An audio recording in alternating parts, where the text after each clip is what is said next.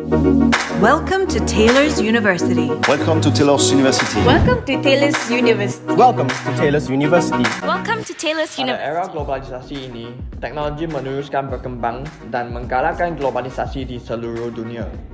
Sementara itu, struktur tamadun dan tata susila sosial kita tidak terlepas daripada pengaruh besar dunia luar. Marilah kita bersertai perbincangan kami tentang cabaran etika dan ketamadunan yang ditimbulkan oleh globalisasi di Malaysia serta penyelesaiannya.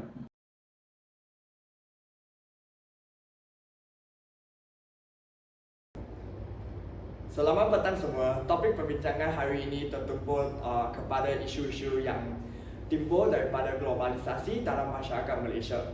Mari kita bermulakan dengan topik pertama, iaitu isu sosial berkaitan belia. Pasukan A, sila memulakan pandangan kamu. Salam sejahtera semua. Saya di sini untuk membahas masalah sosial berkaitan pemuda yang menentang di Malaysia. Lebih khusus lagi, masalah yang berkaitan dengan kekurangan pendidikan seksual di kalangan pemuda. Pertama sekali, saya ingin menunjukkan bahawa topik kesihatan reproduksi sangat stigmatisasi dan diskusi terbatas. Hal ini dapat mencegah pendidikan seksualitas lengkap dan membatasi akses ke informasi kesihatan reproduksi yang dapat diandalkan. Kekurangan pengetahuan umum di kalangan pemuda ini berbahaya dan mengarah pada pandangan yang tidak berpendidikan tentang HIV atau AIDS. Ya, saya rasa semua orang akan bersetuju bahawa kita semua agak malu untuk membincangkan topik ini dengan keluarga atau rakan sebaya, betul? Bolehkah saya tambahkan bahawa perkhidmatan mesra remaja yang tidak memadai dan kelemahan lain dalam sistem penjagaan kesihatan meningkatkan risiko STD, kehamilan tidak diingini dan aborsi juga. Jelas bahawa terhadap usaha untuk menyediakan generasi akan datang, Malaysia dengan pendidikan seksualiti yang objektif, yang menghormati kepelbagaian budaya dan menangani isu kesihatan yang serius. Walau bagaimanapun, melengkapi belia Malaysia dengan pengetahuan yang memerlukan pendekatan multimodal yang merangkumi sensitiviti budaya, kurikulum pendidikan yang diperbaiki, penjagaan kesihatan yang mudah diakses, dan dialog terbuka dengan masyarakat. Syabas pasukan A, pandangan yang sangat padu. Topik seterusnya, isu dalam kepelbagaian, etnik dan agama. Pasukan B, sila mula bila-bila masa.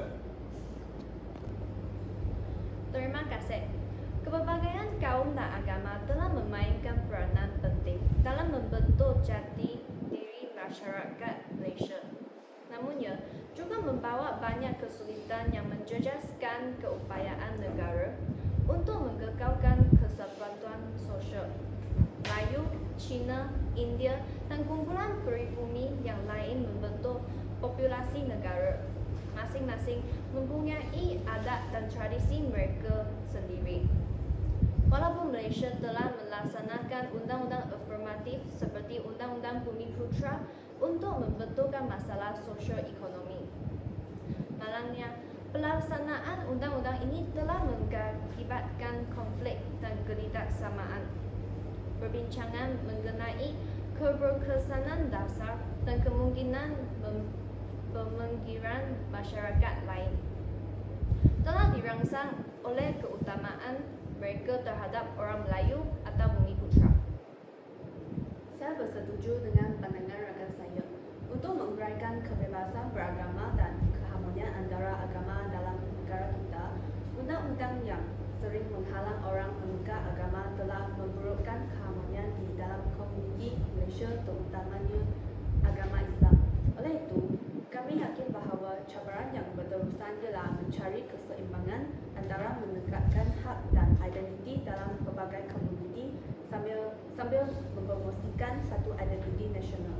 Hal ini perlu diatasi dengan mengadakan perbualan inklusif yang mengambil kira hak dan pandangan semua kaum dan agama untuk memupuk perpaduan nasional.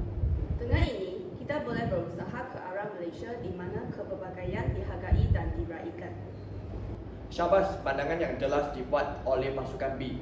Sesungguhnya, ini adalah masalah rumit yang memerlukan banyak usaha untuk dibetulkan. Sekarang, marilah kita dengar pasukan C tentang isu pemuliharaan alam sekitar di tengah-tengah globalisasi. Selamat petang. Saya sekarang akan memulakan perbincangan saya tentang kesan globalisasi terhadap alam sekitar. Globalisasi menimbulkan dilema moral dalam menimbangi pertumbuhan ekonomi dan pemeliharaan alam sekitar. Penebangan hutan dan permintaan terhadap sumber memberi kesan kepada kepelbagaian biologi Malaysia yang kaya. Negara menghadapi cabaran berkaitan pembangunan mampang kerana mengekstrakan sumber asli untuk faedah kewangan boleh menimbulkan konflik dengan prinsip moral dan budaya yang tertanam dalam berbagai budaya sejarah Malaysia. Selain itu, isu alam sekitar berskala global seperti perubahan iklim menuntut keputusan beretika pengumpulan sumber dibuat di peringkat global. Dengan ini, pembuatan keputusan beretika yang menghormati hubungan budaya Malaysia dengan landscape semula jadinya dan mengambil kira kesan jangka panjang untuk generasi akan datang adalah perlu untuk mencapai keseimbangan antara pembangunan ekonomi dan pemeliharaan alam sekitar. Kerjasama antara Malaysia dan kuasa dunia yang lain mungkin diperlukan dalam usaha melindungi dan memelihara alam sekitar, di samping tidak ketinggalan dari segi pembangunan dan kemajuan negara. Terima kasih pasukan C atas pandangan anda. Sekarang ke soalan yang terakhir dan yang paling kompleks dalam persekitaran sosial Malaysia, iaitu hak LGBTQ di Malaysia. Pasukan D, bersedia apabila anda berada. Hak-hak LGBTQ+ di Malaysia mencerminkan hubungan kompleks antara globalisasi moral dan peradaban. Pandangan tradisional bertentangan dengan norma global yang membawa kepada perdebatan undang-undang dan budaya. Perlawanan daripada elemen masyarakat konservatif termasuk entiti politik merupakan halangan yang signifikan. Selain itu, kurangan perkhidmatan penjagaan kesihatan yang komprehensif dan disesuaikan dengan keperluan LGBTQ+ membawa kepada diskriminasi dalam persekitaran kesihatan. Kekurangan pengistirafan undang-undang untuk hubungan sesama jenis mewujudkan halangan dalam bidang-bidang seperti warisan dan hak harta. Perwakilan terhad individu LGBTQ+ dalam kedudukan pengaruh kedua-dua dalam politik dan pelbagai sektor menghalang kemajuan. Selain itu, kurangnya pendidikan seks inklusif di sekolah mengekalkan kurangnya pemahaman dan penerimaan.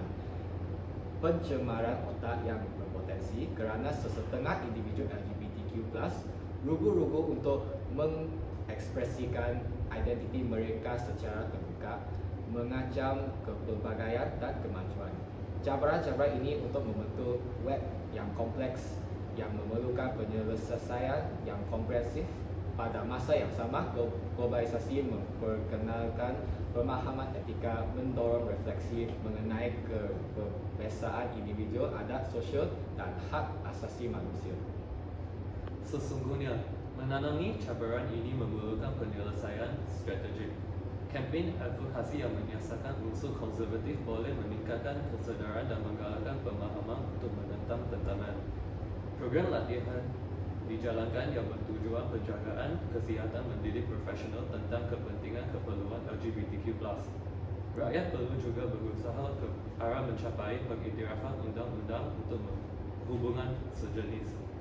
Menggunakan amalan pengambilan pekerjaan inklusif adalah penting untuk membantu mempromosikan kepelbagaian dalam jabatan kepimpinan.